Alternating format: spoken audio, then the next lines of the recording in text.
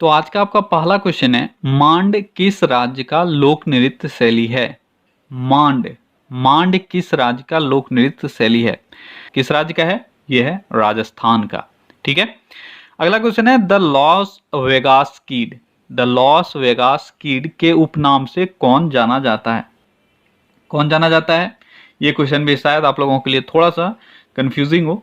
तो Andre Agassi, ठीक है, आंद्रे अगासी को द लॉस वेगास किड के उपनाम से जाना जाता है। किनको? आंद्रे अगासी को। तीसरा क्वेश्चन है, इंडियम तत्व की परमाणु संख्या कितनी है? इंडियम तत्व की परमाणु संख्या। ठीक है, देखो परमाणु संख्या यानी एटॉमिक नंबर से बहुत सारे क्वेश्चंस पूछे जाते हैं, यानी पीरियोडिक टेबल में जो पोजीशन है, ठीक है, वहां से। तो इंडियम तत्व के बारे में मैंने आज पूछा है। देखो साइंस का भी आपका टेस्ट सीरीज चालू होने वाला है। ठीक है, एक दिन में आपको 2 one liner test series must देना है। मैं 3 का कोशिश कर रहा हूं, जिसमें से एक आपका करंट अफेयर्स होगा। ठीक है, वो अलग से मैं लाऊंगा। एक आपका आएगा जो जनरल आ रहा है, इसमें सब तरह के क्वेश्चंस मिक्स्ड हैं। दूसरा आएगा जो साइंस स्पेशल है। ठीक है, तीसरा आएगा आपका जो करंट अफेयर स्पेशल होगा। तो यहाँ पे सब चीज मिक्स्ड है। इंडियम तत्व का परमाणु संख्या एटॉमिक नंबर कितना होता है? ये होता है 49। ठीक है। अगला क्वेश्चन है, एसिटिक एसिड का IUPAC नाम क्या है? Acetic acid, acetic acid commercial नाम है। ठीक है, इसका IUPAC नाम क्या है? तो ये है इथेनोइक एसिड, इथेनोइक एसिड या इथेनोइक अम्ल। ठीक है, इथेनोइक अम्ल या इथेनोइक एसिड, ये होता है एसिटिक एसिड का IUPAC नाम। ठीक है, क्लियर है? अब आप कमेंट में मुझे ये बताओ IUPAC का फुल फॉर्म क्या होता है? देखो जो क्वेश्चन मैं पूछता हूं ना, 100% आप अगर एक जेन्युइन स्टूडेंट हो तो 100% उसका आंसर करो, क्योंकि वो सारे क्वेश्चंस भी इंपॉर्टेंट हैं आपके एग्जाम पॉइंट ऑफ व्यू से, आपको आना चाहिए। ठीक है, तो IUPAC का फुल फॉर्म आप कमेंट में जरूर करना। अगला क्वेश्चन है, कोशिका में राइबोसोम की खोज किसने की थी? राइबोसोम की खोज। देखो जो भी सेल ऑर्गेनेल्स हैं, कुछ बहुत ही इंपॉर्टेंट है, सबका खोजकर्ता आपसे पूछा जाता है। तो आज हम लोग इसमें कवर कर रहे हैं राइबोसोम। ठीक है, राइबोसोम का खोज किसने किया था, ये आपको बताना है। किसने किया था? ये किया था पेलाडे ने, जॉर्ज इमिल पेलाडे इनका पूरा नाम था। क्या था? जॉर्ज इमिल पेलाडे, इन्होंने राइबोसोम की खोज की थी। अगला क्वेश्चन है, कॉर्नर किक शब्द का प्रयोग किस खेल में होता है? बहुत ही आसान सा क्वेश्चन, आप सभी कर पाओगे। कॉर्नर किक शब्द का प्रयोग किस खेल में होता है? ये होता है फुटबॉल में। ठीक है। अगला क्वेश्चन है, भगवान गोमतेश्वर की मूर्ति कहाँ है? भगवान गोमतेश्वर की मूर्ति कहाँ स्थित है, ये आपको बताना है। जल्दी से आंसर करो। भगवान गोमतेश्वर की मूर्ति कहाँ है? तो कहाँ है? यह है श्रवणबेलगोला में। श्रवणबेलगोला जो कर्नाटक में है, यहाँ पर स्थित है भगवान गोमतेश्वर की मूर्ति। ठीक है। अगला क्वेश्चन है, कोलकाता क्रिकेट एवं फुटबॉल क्लब की स्थापना कब की गई थी? कोलकाता क्रिकेट एवं फुटबॉल क्लब की स्थापना कब की गई थी? किस ईयर कोलकाता क्रिकेट एवं फुटबॉल क्लब की स्थापना हुई थी, ये आपको बताना है। कब हुआ था? ये हुआ था 1972 में। 1972 में कोलकाता क्रिकेट एवं फुटबॉल क्लब की स्थापना हुई थी। ठीक है, ये भी क्वेश्चन आपके RPF एग्जाम जो 2019 में हुआ उसमें पूछा गया था। अगला क्वेश्चन है, 36वां संवैधानिक संशोधन द्वारा किस राज्य को भारतीय संघ में पूर्ण राज्य का दर्जा दिया गया था? आसान सा क्वेश्चन, बहुत बार एग्जाम में आया हुआ है। 36वां संविधान संशोधन द्वारा किस राज्य को भारतीय संघ में पूर्ण राज्य का दर्जा दिया गया? तो कौन सा राज्य है वो राज्य है सिक्किम। कौन सा राज्य है? सिक्किम राज्य है, जिनको 36वां संवैधानिक संशोधन के द्वारा पूर्ण राज्य का दर्जा दिया गया था। क्लियर है? अगला क्वेश्चन है, अहमदिया आंदोलन का प्रारंभ किसने किया था? अहमदिया आंदोलन, अहमदिया आंदोलन। तो नाम जब आप देखोगे ऑप्शन में तो आप थोड़ा सा यहाँ आंसर आपके लिए आसान हो जाएगा। यहाँ पे ऑप्शन नहीं है तो आपको एग्जैक्ट नाम आना चाहिए। तो अहमदिया आंदोलन का प्रारंभ किया गया था मिर्जा गुलाम अहमद के द्वारा। ठीक है, लेकिन आपको अहमद अहमद डाल के कंफ्यूजन कर सकता है। अगर आप एग्जैक्ट नहीं जानते हो तो वहां आपको कंफ्यूजन हो सकता है। ठीक है, तो अहमदिया आंदोलन का प्रारंभ किसने किया था? ये किया था मिर्जा गुलाम अहमद ने। किसने किया था? मिर्जा गुलाम अहमद ने। अगला क्वेश्चन है, ऑक्साई चीन किस राज्य में है? ऑक्साई चीन किस राज्य में है? ऑक्साई चीन आप जानते हो भारत और चीन के बीच में विवादित क्षेत्र है। ऑक्साई चीन ये किस राज्य में, ये आपको बताना है। क्लियर है? ये है जम्मू कश्मीर में। कहाँ है? जम्मू कश्मीर में ऑक्साई चीन का क्षेत्र है। अगला क्वेश्चन है, समाचार पत्र इंडियन ओपिनियन के संस्थापक कौन थे? समाचार पत्र इंडियन ओपिनियन, इसके संस्थापक कौन थे? जल्दी से बताओ। इंडियन ओपिनियन के संस्थापक कौन थे? ये थे महात्मा गांधी। आप सभी को आना चाहिए इंडियन ओपिनियन। ठीक है, इसके संस्थापक हैं Mahatma Gandhi.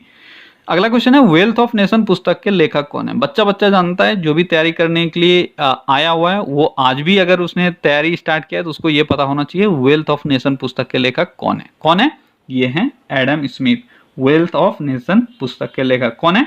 Adam Smith. Clear है? अगला क्वेश्चन है फॉर्मूला 1 रेस से संबंधित सेबेस्टियन वेटल किस देश से हैं। फॉर्मूला 1 रेस के महान खिलाड़ी हैं सेबेस्टियन वेटल। ठीक है, आप सभी नाम जान रहे हो इनके, लेकिन आपको ये बताना है कि ये किस देश के खिलाड़ी हैं, किस देश के ये रेसर हैं। खिलाड़ी से ज्यादा अच्छा होगा रेसर, क्योंकि ये लोग कार रेसिंग करते हैं। ठीक है, फॉर्मूला 1 रेस के संबंधित खिलाड़ी सेबेस्टियन वेटल ये किस देश के हैं? ये हैं जर्मनी के। कहाँ के हैं? जर्मनी के। अगला क्वेश्चन है पुस्तक लीलावती के लेखक कौन है। फंस गए ना आप, सभी को लग रहा होगा आसान सा पुस्तक है, लेकिन आंसर बताओ। पुस्तक लीलावती के लेखक कौन है? कौन है लीलावती के लेखक? ये हैं भास्कराचार्य। कौन है? भास्कराचार्य हैं लीलावती के लेखक। क्लियर है? अगला क्वेश्चन है यमुना नदी गंगा से कहाँ मिलती है। बहुत ही आसान सा क्वेश्चन, आप सभी जानते हो इसको। यमुना नदी और गंगा नदी का संगम होता है इलाहाबाद में। कहाँ होता है? इलाहाबाद में। ठीक है, तो यमुना नदी गंगा नदी से इलाहाबाद में मिलती है। अगला क्वेश्चन है बिग बैंग सिद्धांत का प्रतिपादन किसने किया था। आसान सा क्वेश्चन, बिग बैंग सिद्धांत का प्रतिपादन किसने किया था। बिग बैंग सिद्धांत का प्रतिपादन किया गया था जॉर्ज लेमेंटियर के द्वारा। किसके द्वारा? जॉर्ज लेमेंटियर के द्वारा बिग बैंग सिद्धांत का प्रतिपादन किया गया था। क्लियर है? अगला क्वेश्चन है बॉक्सिंग खेल का क्षेत्र क्या कहलाता है। क्वेश्चन समझ में आया आपको? बॉक्सिंग खेल जहां होता है, ठीक है, उसका जिस तरह से क्रिकेट का खेल जहां होता है उसको हम लोग मैदान बोलते हैं। ठीक है, क्रीज पे बैट्समैन खड़ा होता है, इस तरह का क्वेश्चन भी आपसे पूछा जाता है। तो बॉक्सिंग खेल जहां होता है उस क्षेत्र को क्या कहा जाता है? तो उस क्षेत्र को क्या कहा जाता है? उसको कहा जाता है रिंग। आसान सा क्वेश्चन है। अगला क्वेश्चन है एक द्विबीजपत्री पत्ते के ऊपरी और निचली बाह्य त्वचा के बीच पाया जाने वाला उत्तक क्या कहलाता है। बहुत ही इंपॉर्टेंट क्वेश्चन बायो से आपका है कि एक द्विबीजपत्री, ठीक है, द्विबीजपत्री जो होता है जिस बीज के दो पत्र होते हैं, ठीक है, उनको द्विबीजपत्री बोलते हैं। तो द्विबीजपत्री पत्ते के ऊपरी और निचले बाह्य त्वचा के बीच, ठीक है, उसके ऊपर और नीचे जो दो त्वचा होती है उस त्वचा के बीच जो उत्तक पाया जाता है, जो टिश्यू पाया जाता है, उसको क्या कहा जाता है ये आपको बताना है। उसको कहा जाता है मेसोफिल। क्या कहा जाता है? मेसोफिल। क्या कहा जाता है? मेसोफिल। क्लियर है? ठीक है, चलिए बढ़ते हैं अगले क्वेश्चन की तरफ। अगला क्वेश्चन है एम.ए. चिदम्बरम स्टेडियम कहाँ स्थित है। M A. Chidambaram stadium, M A. Chidambaram stadium कहाँ स्थित है? कहाँ स्थित है M A. Chidambaram stadium? M A. Chidambaram stadium Tamil Nadu में स्थित है। तमिलनाडु में कहाँ? चेन्नई में। क्लियर है? अगला क्वेश्चन है बांग्लादेश के राष्ट्रगान का रचना किसने किया था। आसान सा क्वेश्चन है, अगर राष्ट्रगान का नाम मैं दे दूं तो फिर आप आसानी से मार लोगे, लेकिन अगर नहीं दिया हुआ है तो भी आपको आना चाहिए। इसकी रचना जो है वह रविन्द्रनाथ टैगोर के द्वारा की गई थी, और वो राष्ट्रगान है क्या? वो है अमार सोनार बांग्ला। क्या है? अमार सोनार बांग्ला, यह है बांग्लादेश का राष्ट्रगान। क्लियर है? अगला क्वेश्चन है किस समय काल को भारतीय फुटबॉल के इतिहास का स्वर्णिम युग कहा जाता है। ये क्वेश्चन आप सभी नहीं जान रहे होंगे जहां तक मैं जानता हूं। ठीक है, तो किस समय काल को भारतीय फुटबॉल के इतिहास का स्वर्णिम युग कहा जाता है? तो ये कहा जाता है 1951 से 1962 का टाइम। ठीक है, 1951 से लेकर 1962 के काल को क्या कहा जाता है? भारतीय फुटबॉल के इतिहास का स्वर्णिम युग कहा जाता है। क्लियर है? अगला क्वेश्चन है प्रसिद्ध कढ़ाई की कला गोटा का संबंध किस राज्य से है। यानी कढ़ाई की एक कला है, कपड़ों की जो कढ़ाई की जाती है उसकी एक कला है गोटा कला। ये किस राज्य से संबंधित है? किस राज्य में ये बहुत फेमस है? तो ये राजस्थान से संबंधित। किस राज्य से? राजस्थान से संबंधित। ठीक है, अगला क्वेश्चन है जीतल सिक्कों को किसने प्रचलित किया। एक तरह का सिक्का था जीतल। देखो दो क्वेश्चन यहाँ से आपसे पूछा जाता है, टाका और जीतल। ठीक है, टाका और जीतल, इन दोनों को किसने प्रसिद्ध किया था? या मैं और अगर डिटेल डाल दूं क्वेश्चन में तो मैं यहाँ पे पूछ सकता हूं आपसे दिल्ली के किस सुल्तान ने इसको प्रसिद्ध किया था। तो ये था इल्तुतमिश। ठीक है, इल्तुतमिश ने टाका और जीतल को फेमस किया था। अगला क्वेश्चन है प्रसिद्ध रचना तूतीनामा किसके शासनकाल में रची गई थी। ये क्वेश्चन भी आपका सर भारी कर सकता है। क्या है इसका नाम? तूतीनामा। तूतीनामा किसके शासनकाल में रची गई थी ये आपको बताएं। जल्दी से आंसर करो। तूतीनामा, तूतीनामा ये अकबर के शासनकाल में रची गई थी। किसके शासनकाल में? अकबर के शासनकाल में। ठीक है, देखो ये तूतीनामा जो है इसका मतलब भी आपसे पूछा जाता है। तो अगर मैं मतलब इसका बोलूं तो इंग्लिश में हुआ टेल्स ऑफ पैरट। ठीक है, यानी तोता की कहानी, तोता का कहानी। ठीक है, टेल्स ऑफ पैरट ये एक तरह का फेबल है। ठीक है, और इसकी जो रचना है वह नक्शवी के द्वारा की गई थी। किसके द्वारा? नक्शवी के द्वारा। ये भी आपसे पूछा सकता है, अगर आपसे ये पूछा गया है। ये क्वेश्चन भी देखो आपके 2019 का ही क्वेश्चन है, आरपीएफ के एग्जाम में, आरपीएफ एसआई का जो एग्जाम हुआ था उसमें ये पूछा गया था, ठीक है, तूतीनामा। तो वहां पे आपसे पूछा गया था किसके शासनकाल में, तो अकबर के शासनकाल में आपका आंसर हो गया। तो आगे आपसे पूछा जाता है किसने इसकी रचना की, तो इसका जो रचना है वो क्या गया था? नक्शवी के द्वारा। किसके द्वारा? नक्शवी के द्वारा। और किस भाषा में है? तो पर्शियन भाषा में है। क्लियर है? ये सारी बातें आपको नहीं पता होनी चाहिए। और इसका मतलब क्या हुआ? टेल्स ऑफ पैरट, यानी तोता की कहानी, ठीक है। चलिए बढ़ते हैं अगले क्वेश्चन की तरफ। और अगला क्वेश्चन आपके इसमें है, वो है सोमदेव देववर्मन का संबंध किस खेल से है? सोमदेव देववर्मन का संबंध किस खेल से है? तो ये हमारे ही देश के पुराने प्लेयर हैं और ये संबंधित थे टेनिस से। किससे संबंधित है? टेनिस से। सोमदेव देववर्मन, ठीक है। अगला क्वेश्चन है, राज्यसभा के सदस्यों की निर्वाचन का प्रावधान किस देश के संविधान से लिया गया? बहुत इंपॉर्टेंट क्वेश्चन। और आपने बहुत सारा जो संविधान में प्रावधान लिया गया है, किस देश से लिया गया ये आपको पता है, लेकिन यहाँ पे देखो कुछ खास है। राज्यसभा के सदस्यों का निर्वाचन है, ठीक है।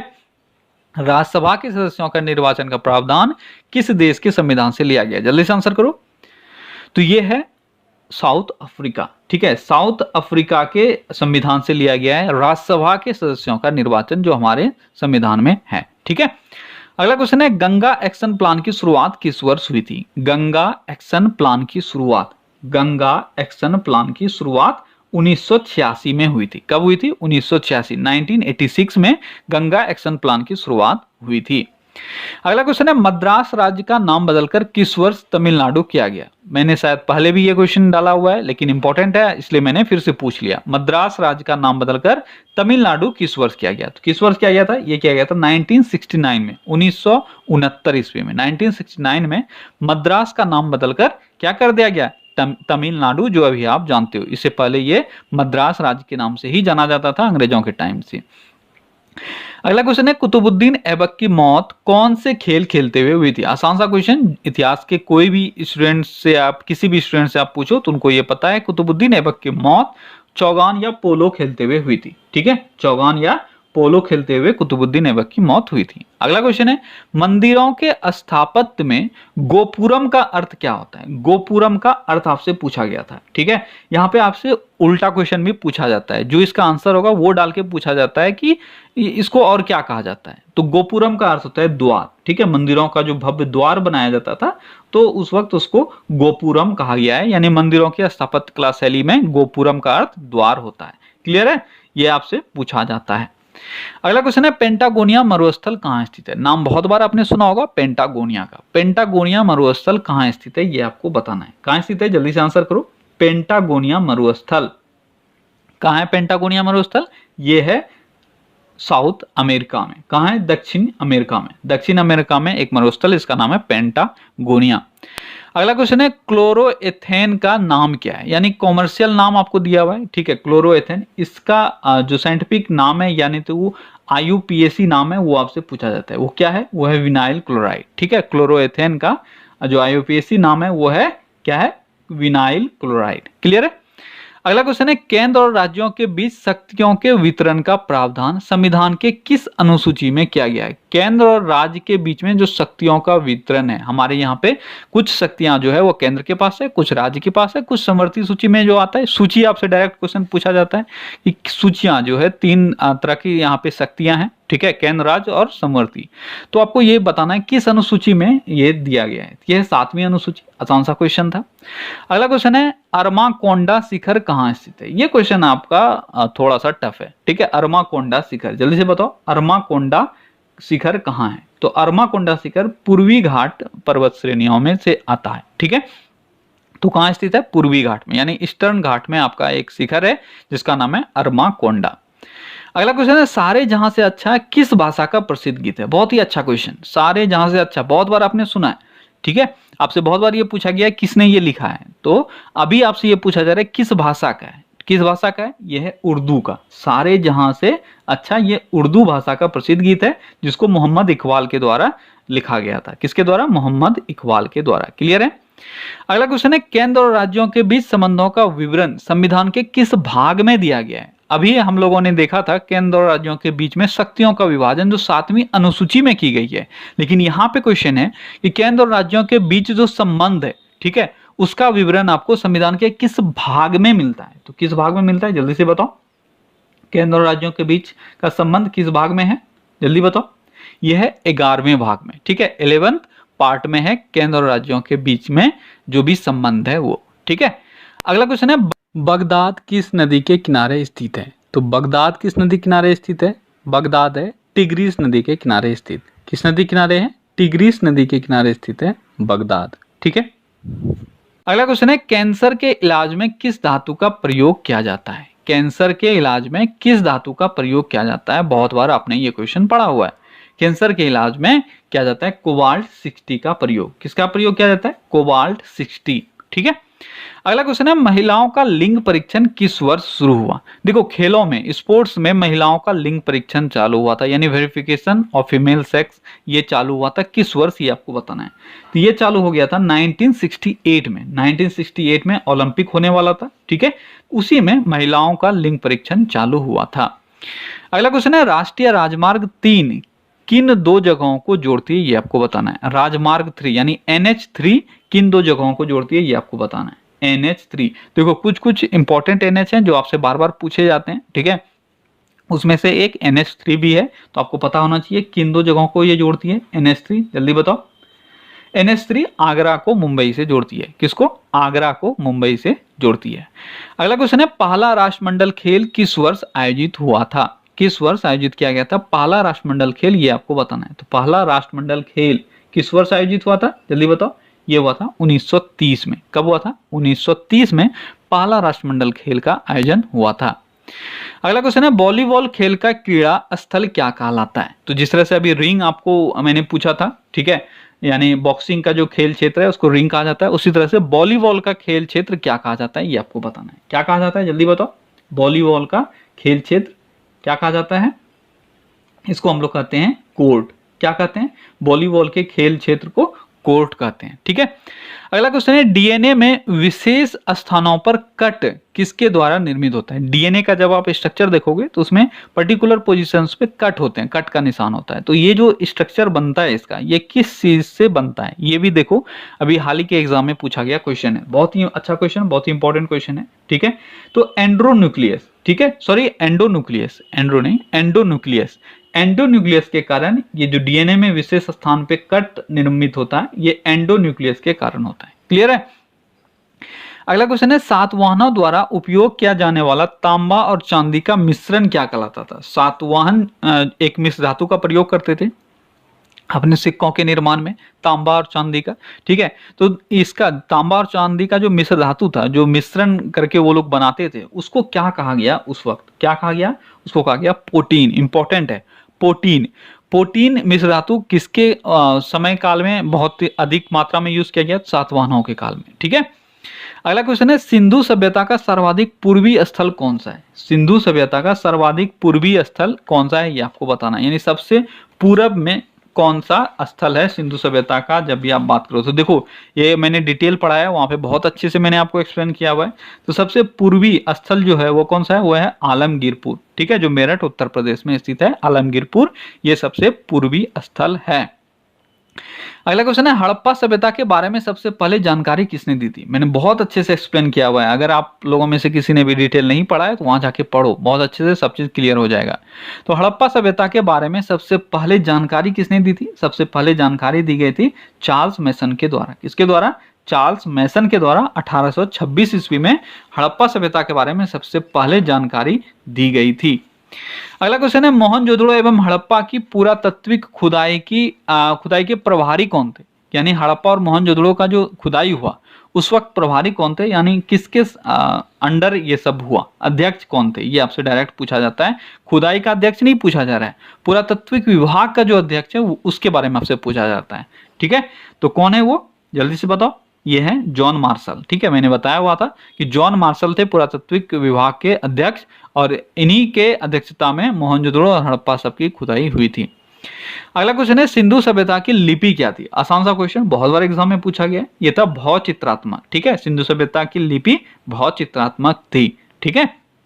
और आज के सेशन का हमारा लास्ट क्वेश्चन है, मिस्र का राजा क्या कहलाता था? यानी मिस्र के राजा को पुराने जमाने में जो मिस्र में राजा हुआ करते थे उनको क्या कहा जाता था, किस टर्म से उनको डिनोट किया जाता था? तो ये था फराओ। ठीक है, तो आपसे पूछा जाता है फराओ कहाँ के राजा हुआ करते थे, तो मिस्र के राजा को फराओ कहा जाता था। क्या कहा जाता था? फराओ। ठीक है, चलिए कल फिर से मिलते हैं अगले टेस्ट में। Till then take care, bye bye.